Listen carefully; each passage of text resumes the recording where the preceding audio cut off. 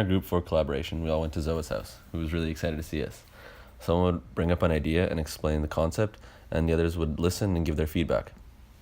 So we first decided as a group that we would be designing for a commercial green skyscraper, maybe in downtown Vancouver, as it's an area that would benefit from green technology and green innovations, as it's a highly populated area in the heart of BC. And given our understanding of the local climate and weather conditions, we're better able to plan for the local conditions and adapt our green ideas to fit Vancouver. Then we did some research and looked into multiple sources detailing green technology, how it worked, and the principles they were based on. For example, we looked at innovations in building materials, building design, and building use, such as using low VOC paint, recycled forestry products, water collection systems, and the zero energy concept of building design, which is the idea that the net energy of a building usage should be zero. It provides its own energy and is self-sustaining.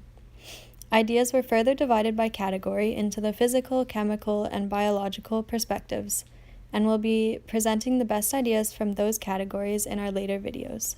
We had a great time doing this and have a better appreciation for green technology.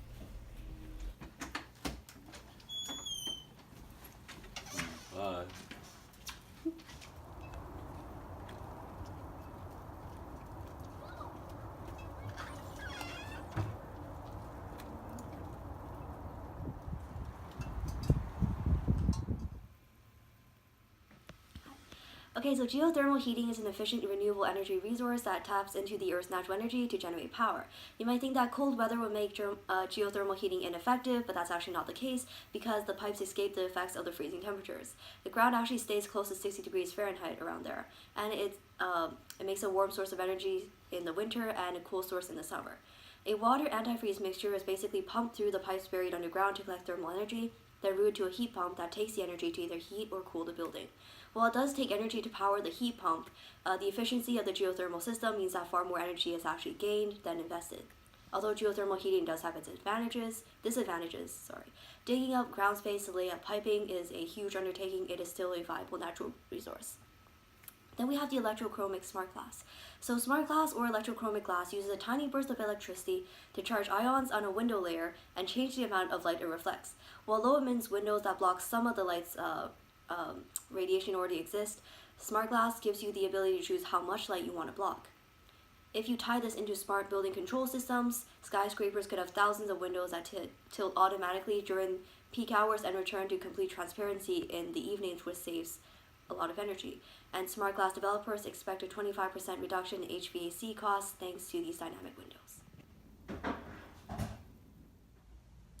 The first biological aspect of a green building is to have a compost system. We found EarthFlow, a composting technology that works well with large organizations such as university campuses, or in our case, a large commercial high-rise. It's an in-vessel machine that features automated mixing, aeration, and water addition, so it requires very little labor. It can receive a lot of waste, which is perfect for a large company. It prevents odors, and its rich compost can be used for gardens on the roof and throughout the building. The second biological aspect is to install green walls throughout the building. The green walls inside not only beautify the interior spaces, but improve air quality by filtering and absorbing toxins such as VOCs and formaldehyde, as well as producing oxygen. Research shows that indoor air can be up to 10 times more polluted than the outdoors because of the materials used to construct the buildings. Since people who work in the high-rise spend hours there every day, we figured that this is an important part to have clean air quality in the building. From a chemistry perspective, I looked at zero VOC paint in terms of how that can make our building more environmentally friendly and clean. So what are VOCs? They stand for volatile organic compounds, which are organic chemical compounds that are released by numerous sources. In this case, we're concerned with conventional paints. And these VOCs can have numerous health and environmental effects. Some of the health effects can include dizziness, headaches, and memory impairment, with long-term effects being difficult to quantify in humans, but having been linked to cancer in other animals. And these VOCs are emitted over long periods of time. So even after the paint has been applied, years later, they're still being released into the air by the products in the paint.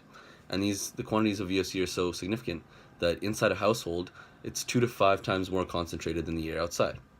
The paint we would be using would have 0 amounts of VOC and allow the air inside our building to be much cleaner than it would be using conventional paints. Also, with no VOC being emitted by the paint, it would be less of a burden on any air filtration systems that the buildings might be using. Thank you.